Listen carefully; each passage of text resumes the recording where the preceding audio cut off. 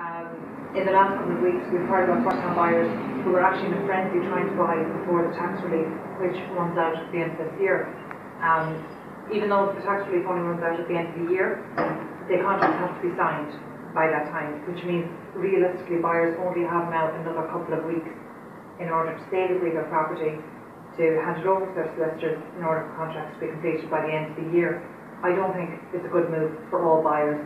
So, Lisa, would you just, what do you think? Theoretically, it takes anywhere from 6 to 8 weeks to generally close a sale, whether you're a first-time buyer or second-time purchaser. What you're going to see happening, especially in all the areas where you've got good value at the moment that people are keen to buy, if you've got multiple bidders on a property, it's going to soar from, for argument's sake, 200,000 to 10, 20, 30 and 40.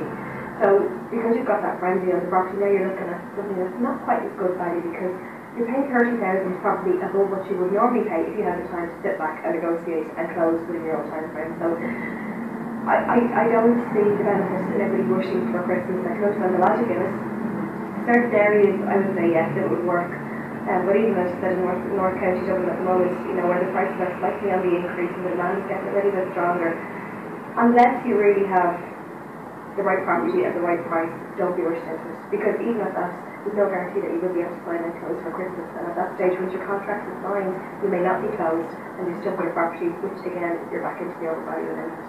Actually, that's a great point. Kieran, how are you finding things, say, for the Ashbourne Ratholt area? I mean, are buyers under pressure there? I don't think there's so much under pressure in Ratholt or Meath, because the value on some of the properties still will fall a bit more. So for that reason, I don't think there's a rush to get them properties done and sold before Christmas. But there is some areas in North County Dublin that are moving a bit quicker, so you're probably paying over the odds anyway for them properties now. So again, and even in Ratholt, if you look at Ratholt as a small area, or Ashbourne, Ratholt is moving a little bit quicker than Ashbourne in terms of house prices, but the number of properties being sold are moving quicker in Ashbourne because the prices are a little bit more affordable for first-time buyers, so or new buyers to the market, not necessarily even first-time buyers, but people who've been in a split. Ratholt is generally seen as, I suppose, a middle-class area, and with the prices have always been at a higher level. And now you're seeing a steady drop, and people are still sitting on the fence saying, hang on a minute, if we wait another 6 months, it's going to come down again. But when they see the cheaper properties coming up from the likes of Ashbourne, they're quicker to buy. So, it's more demanded. If you want a particular area, you're going to wait for the property that you want. If you just want to buy, you're going to look to buy right, and that's where it comes down to investment or home, and you have to distinguish what do you want. Is it a home, or is it something that you want to try and live on? Okay. Alright. That's the complete opposite to what your experience would be now in South County Dublin. Yeah, South County Dublin is actually a shortage of properties, so I think it would be absolute nuts to try and buy against a whole lot of people before the end of the year, because as you say, you're going to overpay. And are you seeing experience of that in the market at the moment? Absolutely, there's a frenzy. There's been a frenzy for the last 6 months in Dublin. Well, the South County Dublin has picked up first. But in terms of bidding, are you seeing a pattern now? Because I know we're hearing about properties that were going maybe 20% below the asking price, and then they creeped up to almost asking price. Now what's happening? Well, they're actually, some of them are jumping even higher, a little bit higher than the asking price, and people are in shock, they can't believe it, and that makes them more panicky to do the same again, and it's maybe creating a false bubble, which is what nobody wants, but overall it's not going to happen, really. Hopefully it'll ease out after Christmas, and maybe more properties will come on stream, because sometimes sellers, when they see there's a frenzy on their property, they're holding out for more and more and more, and they get... And the family homes that are family homes is huge shortage of them. See, the Irish mentality is that they like a bargain, right? And when they feel they're going to miss out on something, and that's what first-time buyers feel, they're going to miss out on 30,000 without actually realising 30,000 is already spent. They've got, the 30,000 they're going to pay back over the next 30 years because they're not looking at it logically. They feel they're going to miss out on something, and that's what they have to do, is actually sit back and say, well, hold on a minute, what am I rushing for?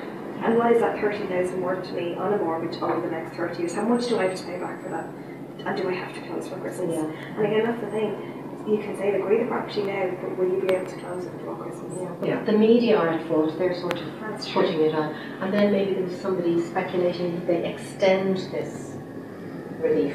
It looks like that's not going to Not happen. going to happen. I'd be very surprised if any relief is extended. Yeah. I mean, it was due to end this year anyway, but in fact, in the last budget 2012, the relief was bumped up to ensure that there was some bit of activity this year, and I think it's worked in certain areas.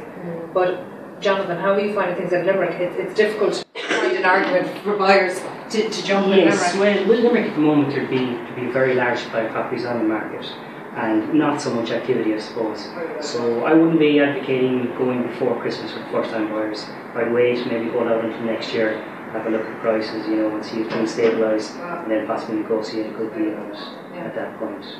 You see, I think I absolutely take your point, Ger, for South County Dublin. Probably the optimum time to buy was probably 2011. So I think buyers are aware of that as they see the shortage drop. And I saw one of the statistics there from listeners is that the stock of houses in South County Dublin is actually reducing by 4 to 6% every month. So month on month, buyers are aware of this, so they're feeding into their own frenzy. But certainly, Jonathan, it's very difficult for buyers to justify in Limerick rushing now when I think it's clear if they wait until the new year. Certainly they'll have, I suppose, won out over any competition as well, any other competing bidders. But they could probably save the 30,000 just over the next 2 or 3 months than they would have saved over many years of tax relief and rush. Yeah, there's definitely good value there. There will be good value into next year, so it will be worth your while to hang on and wait next year. Okay, thank you.